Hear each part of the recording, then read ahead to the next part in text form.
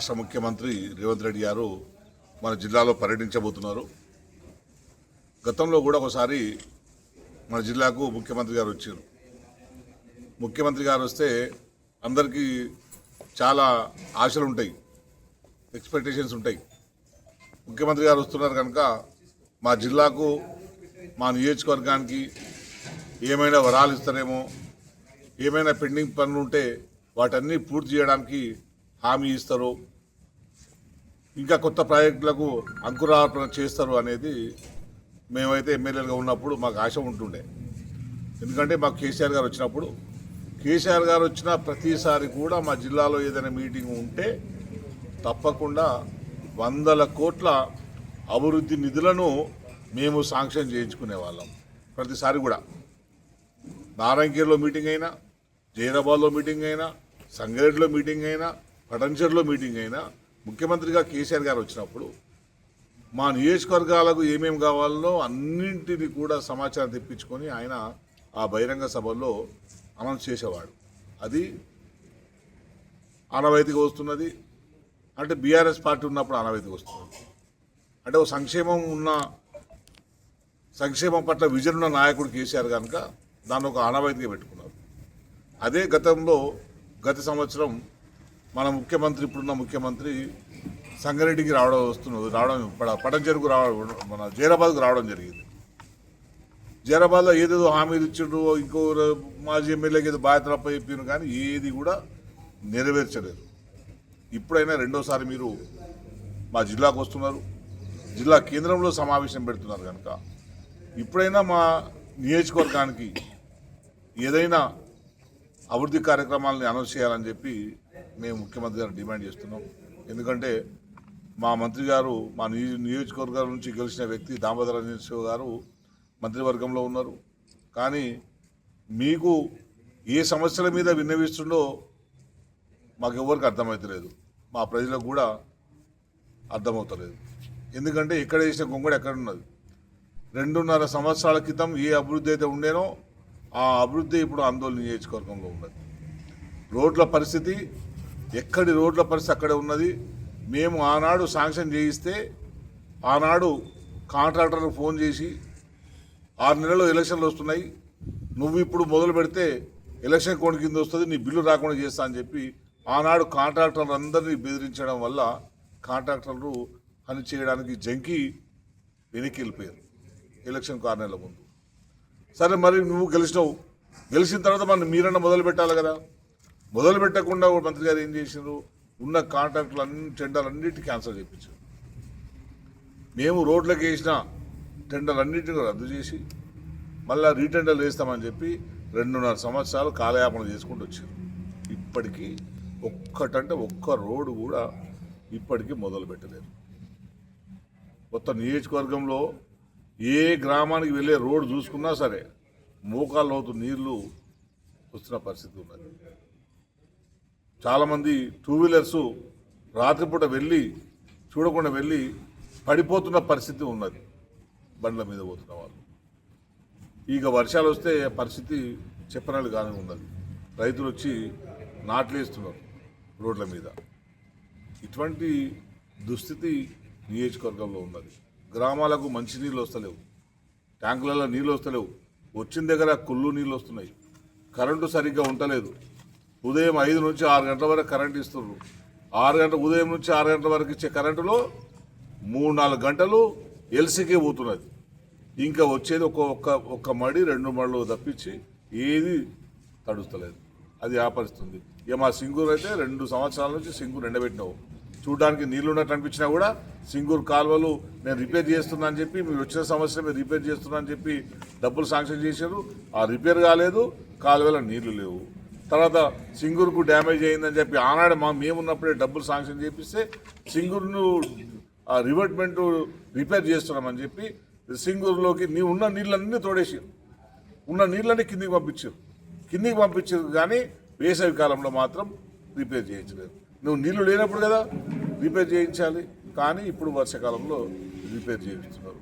ఇట్లా ఒక్కటేమిటి, దాదాపు అన్ని రకాల సమస్యలు నియోజకవర్గంలో ఉన్నాయి కనుక గౌరవనీయ మంత్రి గారు, ముఖ్యమంత్రి గారు ఇప్పుడు మీరు వస్తున్నారు కనుక ఈ సమస్యలన్నింటినీ అడ్జస్ట్ చేయాలని చెప్పి రివ్యూ చేసి మా నియోజకవర్గంలో ఏ ఏ సమస్యలు ఉన్నాయో ఎక్కడైతే అభివృద్ధి ఆగిపోయిందో ఆ అభివృద్ధిని ముందుకు తీసుకుపోవాలని చెప్పి నేను ముఖ్యమంత్రి గారికి ఈ బహిరంగ లేఖ రాస్తూ అన్ని విషయాల్ని తెలియపరుస్తున్నాను. ఇంకోటి ప్రధానమైంది, మా నియోజకవర్గంలోని ప్రతి రైతుకు ప్రతి ఎకరా తడిపే సంగమేశ్వర బసవేశ్వర ప్రాజెక్టుకు మా ముఖ్యమంత్రి కేసీఆర్ గారు, మా మంత్రి హరీష్ రావు గారు అద్భుతమైన డిజైన్ చేశారు. నియోజకవర్గంలోని ప్రతి ఎకరా కూడా తరిచే విధంగా దగ్గరుండి హరీష్ రావు గారు దాని డిజైన్ను పూర్తి చేశారు. డిజైన్ను పూర్తి చేయడం కాదు, సంగమేశ్వర పనులను మొదలుపెట్టారు. అక్కడ బసవేశ్వర పనులను ముఖ్యమంత్రి గారు మొదలు పెడితే ఇక్కడ సంగమేశ్వర పనులను కూడా హరీష్ రావు గారు మొదలుపెట్టారు. మీ ప్రభుత్వం వచ్చిన తర్వాత 2 ప్రాజెక్టులను కూడా రద్దు చేశారు. ఆ ప్రాజెక్ట్ లేకుండా చేశారు. అంటే మా సింగూరు నీళ్ళు మాకు దక్కకుండా చేశారు. మా సింగూరు నీళ్ళు మీరు ఎప్పుడు ఎత్తుకపోవాలి తప్పించి, బయట ఎత్తుకపోవాలి, లేదంటే హైదరాబాద్ తరలించాలి తప్పించి మా సింగూరు ప్రజలకు వ్యవసాయానికి ఇచ్చే పరిస్థితి లేకుండా పోయింది. తాగునీటికి లేకుండా పోయే పరిస్థితి. ఇప్పుడు అంత పెద్ద సింగూరు 29 టీఎంసీలు ఎప్పుడు ఉండే సింగూరు ఇప్పుడు డెడ్ స్టోరేజ్లో ఉన్నది అంటే మీ అసమర్థత, మీ చేతగాని పాలనను స్పష్టంగా అనిపిస్తుంది. మీరు మా సంగమేశ్వర బసవేశ్వరను ఎందుకు మూసేశారు, వాటిని ఎందుకు పూర్తి చేస్తున్నారో మీరు సమాధానం చెప్పాలి. రేపటి మీ సమావేశంలో, రేపటి మీ సంగారెడ్డిలో సంగమేశ్వర బసవేశ్వర ప్రాజెక్టును పునరుద్ధరిస్తామని చెప్పి మీరు ఈ మా ఆందోళన నియోజకవర్గ ప్రజలకు హామీ ఇవ్వాలని చెప్పి కూడా నేను ఈ బహిరంగ లేఖలో మీకు విన్నవించుకుంటున్నాను. ఇవన్నీ కూడా మా మంత్రి గారు మీకు చెప్తారేమో అనుకున్నాం, కానీ మరి మా మంత్రి గారికి మీకు సఖ్యత ఉన్నదా లేదా మాకు తెలియదు.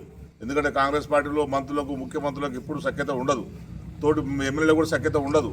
ఇప్పుడు కూడా మీకు కూడా సఖ్యత లేదేమో, అందుకే ఇటువంటి ప్రాజెక్టులన్నింటినీ కూడా నిర్లక్ష్యం చేస్తుందేమో మాకు అనిపిస్తుంది. మీ మధ్య రాజకీయాలు, ఆధిపత్య పోరాటం ఉంటే ఉండొచ్చు, కానీ మా నియోజకవర్గాన్ని ఎండబెట్టొద్దు. మా నియోజకవర్గంలో ఉన్న సహజ వనరులది ఏదైతే ఉందో, మా నీటి సంపద ఉందో ఆ నీటి సంపదను ప్రతి ఎకరాకు అందే విధంగా సంగమేశ్వర బసవేశ్వరను డిజైన్ చేశారు. కనుక ఆ ప్రాజెక్టులను వెంటనే మొదలు పెట్టాలని చెప్పి మేము డిమాండ్ చేస్తూ, అట్లాగే మీరే ఏదైతే హామీలు ఇచ్చిండ్రో ఆ హామీలు ఇచ్చిన దాంట్లో మా నియోజకవర్గం వాళ్ళు కూడా భాగస్తులు. దళితులకు దళిత బంధు ఇస్తామన్నారు, మేము 10 లక్షలు ఇస్తామంటే మీరు 12 అన్నారు. రైతులకు రైతు బంధు అన్నారు, 15,000 ఇస్తున్నారు.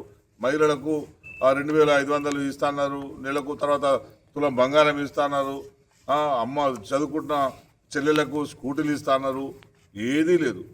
ఇంకా చనిపోయిన వరకు ఆ పెన్షన్లు లేవు, వితంతు పెన్షన్ లేవు, ఓల్డేజ్ పెన్షన్ లేవు. ఏది కూడా దిక్కు లేకుండా పోయింది. దేని కూడా ఎవరు అడిగినా కూడా దానికి సమాధానం చెప్పే పరిస్థితి మీ అధికారులు లేరు, మీ నాయకులు లేరు. ఏమనంటే బెదిరింపులు, పోలీసులతో కేసులు పెట్టించడం తప్పించి కూడా మీ పాలన ఏది కూడా సవ్యంగా సాగుతలేదు. ప్రజల పాలన కాదు, ఇది ప్రజలను పీడించుకునే పాలన లేక మీ పాలన సాగుతుంది. ఇటువంటి తరుణంలో మీరు సంగారెడ్డి పర్యటనకు వస్తున్నారు కనుక మా జిల్లాలో ఉన్న సమస్యలన్నింటినీ కూడా మీరు పరిష్కరిస్తారని చెప్పి మేము మీకు ఈ బహిరంగ లేఖ ద్వారా తెలియజేసుకుంటూ, మీకేమైనా సిన్సియారిటీ ఉంటే, ఎందుకంటే మా మంత్రి గారు చెప్తుంటారు, నేను ఇంత పెద్ద మెజారిటీతో గెలిచిన మా నాయన మంత్రి, నన్ను మించిన సీనియారిటీ వారసత్వం నాయకుడు ఎవరు లేడు రాష్ట్రంలో అంటారు. కానీ ఏంది మా నియోజకవర్గంలో ఇక్కడ ఏదో నర్సింగ్ కాలేజ్ తీసుకొస్తున్నారు, సంగారెడ్డి పెట్టాల్సిన నర్సింగ్ కాలేజ్ తీసుకొచ్చి జోయిపేట, సంతోషమే. మరి మిగతా ప్రాంతాలు ఎందుకు విస్మరిస్తున్నారు? ఇప్పటి వరకు మెదక్ జిల్లాలో ఉన్న 3 మండలాలను పట్టించుకోలేదు. ఏ మండలాల్లో కూడా అభివృద్ధి జరుగుతలేదు, ఎక్కడ జరుగుతలేదు. ఊరికి ఈ బిల్డింగులు తప్పించి ఆ బిల్డింగ్లు ఎందుకు కడుతున్నారు? భవిష్యత్ దాంట్లో మీకు ఎక్కువ కమిషన్ వస్తుందేమో ఆ బిల్డింగ్లు కడుతున్నట్టు. హాస్టల్లో మెయింటెనెన్స్ లేదు, నాణ్యమైన ఫుడ్ లేదు.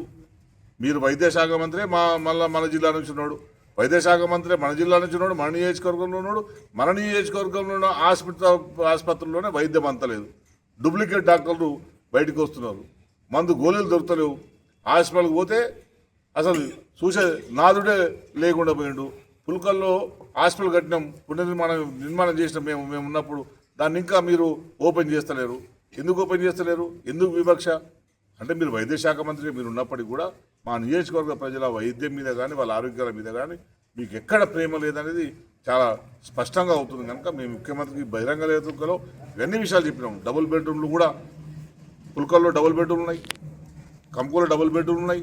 వాటన్నిటిని కూడా పంపిణీ చేయాలని చెప్పి కూడా మేము డిమాండ్ చేసుకుంటూ, ఏదేదైతే ఇంకా పెండింగ్లో ఉన్నాయో, ఈ 2.5 సంవత్సరాల కాలంలో పెండింగ్లో ఉన్నాయో ఆ సమస్యలన్నీ పరిష్కారంతో పాటుగా ఇంకా మా నియోజకవర్గంలో ఉన్న రోడ్లన్నిటి కూడా అది హ్యామ్ కింద పెడతారా, స్కామ్ కింద పెడుతుర్రా, ఏం చేస్తుర్రా తర్వాత విషయం, కానీ ముందైతే మా రోడ్లు ఎత్తి నడుములు ఇరిగిపోతున్నాయి మా ప్రజలకు. రోజు తిరిగే వాళ్ళకు, బండ్ల మీద తిరిగే వాళ్ళకు, ఆటోల మీద తిరిగే వాళ్ళకు, బస్సుల మీద తిరిగే వాళ్ళకు, స్కూటర్ల మీద తిరిగేటోళ్ళకు నడుములు ఇరిగిపోయి రోజు 10 మంది పడిపోతున్నారు రోడ్ల మీద.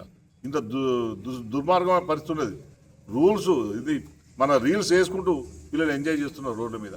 బహుశా మీరు చూస్తున్నారా, మొత్తం యూట్యూబ్ ఓపెన్ చేసినా, ఇన్స్టా ఓపెన్ చేసినా, ఫేస్బుక్ ఓపెన్ చేసినా మొత్తం రాష్ట్రంలో ఆందోళన నియోజకవర్గ రోడ్ల దుస్థితే కనపడుతున్నది. వీటన్నిటికి కారణం మీరు, మీ పాలన. మీరేమంటారు, అంతకుముందు 10 ఏళ్ళు ఏం చేశారు మీరంటారు. మేము 10 ఏళ్ళు కాదు, మేము ఇచ్చే శాంక్షన్ని రోడ్లను రాకుండా అడ్డుకునే దామోదర రాజనరసింహ గారు, కాంట్రాక్టర్లను బెదిరించి దామోదర రాజనరసింహ గారు. కావాల్సిన నా దగ్గర ఒక కాంట్రాక్టర్ ఆడియో ఉన్నది, వాటి కూడా అవసరమైతే నేను రిలీజ్ చేస్తాను. నువ్వు ఎట్లా చేస్తావు రోడ్డు, నీ సంగతి చూస్తాను చెప్పి బెదిరిస్తే కాంట్రాక్టర్లు పారిపోయారు ఇక్కడ నుంచి. అటువంటి రాజకీయం చేసిన వ్యక్తి దామోదర రాజనరసింహ గారు. సరే, నీ గెలుపు కోసం చేసుకున్నావు, మా వైఫల్యాన్ని చూపెట్టడానికి నువ్వు కాంట్రాక్టర్ బెదిరించినావు, సరే గెలిచినావు. మరి నువ్వేం చేస్తున్నావు? 2.5 సంవత్సరాలు అయింది కదా, మరి ఎందుకు రోడ్లు వేపిస్తలేవు? ఆఫ్టర్ ఆల్ నేను ఎమ్మెల్యేను. మీరు చెప్తారు, మీ వాళ్ళు చెప్తారు కదా, ఓ 5 ఏళ్ళు ఏం చేసిండు, 5 ఏళ్ళు చేసిండు, 10 ఏళ్ళు ఏం చేసిండు. 10 ఏళ్లలో 5 ఏళ్ల కాలం నాది, 5 ఏళ్ల కాలంలో 2.5 కాలం కరోనాది. ఇంకా నాకు మిగిలితే 2.5 ఏళ్ళే ఆఫ్టర్ ఎమ్మెల్యేను. కొన్ని 100 కోట్ల నిధుల్ని నేను ఆందోళన తీసుకొచ్చిన. ఒక ఓన్లీ సంగమేశ్వర బసవేశ్వర ప్రాజెక్టులోనే 2,400 కోట్లు ప్రాజెక్ట్ అది. మీరేం తీసుకొచ్చారు? ఓ మంత్రి ఏం తీసుకొచ్చినావు నువ్వు? హరీష్ అన్న సిద్దిపేట నెట్ చేసుకున్నాడు మంత్రిగా ఉన్నప్పుడు. నువ్వు డిప్యూటీ సీఎం చేసినోడు కదా 10 ఏళ్ల కిందనే, మరి జిల్లాకు మంత్రిగా ఉన్నాడు కదా. గింతే నా అభివృద్ధి. నేనేమంటే నన్ను అరిషకాలు తీసుకొచ్చినా, ఈ ప్రహారీ కూడా కట్టినా, కొట్టాలి. మరి నువ్వు మంత్రి అన్నప్పుడు కట్టాల్సిందే. నేను ఎమ్మెల్యేను చేయలేను అన్నప్పుడు మంత్రి కట్టాలి కదా. సిగ్గుపోతుంది. ఇక మంత్రి, జిల్లాకు మంత్రికి అది కూడా కట్టకపోతే సిగ్గుపోతుంది. ఇంకో కంపెనీ పెడతాన్నారు, పిల్లలకు హామీలు ఇచ్చారు. ఏదో కట్టి కంపెనీ బా. మా ఆందోళనలో రైతులకు గుంజుకుంటారని నా మీద తప్పుడు ప్రచారం చేసి ఆ రైతులకు భూమి ఇస్తున్నారు. ఆందోళన ప్రజలకు, ఆందోళన గ్రామస్తులకు ఏమైంది? వాళ్ళ భూమి పట్టాలు ఇప్పటిదాకా ఎందుకు ఇవ్వలే? ఇవ్వాలి కదా ఆందోళన రైతుల్ని. మొత్తం వెనకాల గుట్ట ఉంటుంది, గుట్ట మొత్తం తవ్వుకోబోతారు, మొత్తం తవ్వేసారు, మట్టి అంతా అమ్ముకున్నారు. నదిలో ఉన్న ఇసుక మొత్తం తవ్వుకోబోతారు. మొత్తం యథేచ్ఛగా నడుస్తుంది వ్యాపారం. మరి ఇంత అరాచకమైన పాలన, ఇంత అరాచకంగా పనిచేసుకుంటూ మీరు ఇంకా ప్రజాపాలన ఎట్లంటారు? ఇంతటి అరాచకాలు జరుగుతున్నాయి కనుక మీరు ముఖ్యమంత్రిగా మన నియోజకవర్గానికి వస్తాం కనుక వీటన్నిటి మీద మీరు కట్టడి చేయాలి, వీటన్నిటి మీద విచారణ చేయాలి. ప్రజా వ్యతిరేకంగా పనిచేస్తున్న అధికారుల మీద చర్యలు తీసుకోవాలని చెప్పి సందర్భంగా మేము డిమాండ్ చేస్తూ, మా ఈ ఉత్తరం సారాంశం మాకు ఒక్కటే, మా నియోజకవర్గం అభివృద్ధి చెందాలి. మా నియోజకవర్గంలో పేద ప్రజలకు ఉన్న పథకాలన్నిటి కూడా అమలు చేసే విధంగా మీరు చర్యలు తీసుకోవాలి. ఏదైతే కనీస సౌకర్యాలు ఉన్నాయో, నీళ్లు లేక పరిస్థితి ఉందో, వైద్యం అందని పరిస్థితి ఉందో, రోడ్లు కల్పించే పరిస్థితి ఉందో, ఆ రోడ్లన్నింటి కూడా వెంటనే నిర్మాణం చేపట్టే విధంగా చర్యలు తీసుకోవడానికి పూనుకుంటారని చెప్పి నేను కోరుకుంటూ, ఎందుకంటే ముఖ్యమంత్రులు జిల్లాల పర్యటన వచ్చినప్పుడు ఇటువంటి హామీలు ఇచ్చేటోళ్ళే కాదు, దాని వెంటనే జీవో వచ్చేది. సో మేము కూడా ఇప్పుడు ఈ ముఖ్యమంత్రి నుంచి అదే ఎక్స్పెక్ట్ చేస్తున్నాం. ఇటువంటి హామీ ఉంటుందని చెప్పి మేము ప్రధానంగా మా నియోజకవర్గ డిమాండు సంగమేశ్వర బసవేశ్వరను పునరుద్ధరిస్తారని చెప్పి నేను కోరుకుంటూ, అట్లాగే ఇంకా 19 కాళేశ్వరం 19 ప్రాజెక్ట్ కూడా ఉంది. 19 కాళేశ్వరం నుంచి 19A కాళేశ్వరం నుంచి ఆందోళన, అల్లాదురుగు, టేక్మాల్లో కూడా సాగునీటికి సౌకర్యం ఉంది కనుక ఆ లిఫ్ట్ని దాన్ని కూడా మీరు పూర్తి చేయాలని చెప్పి నేను డిమాండ్ చేస్తున్నాను. Hi everybody, this is Kiriti Damaraju. Like, share and subscribe to Saira TV. Oh Saira!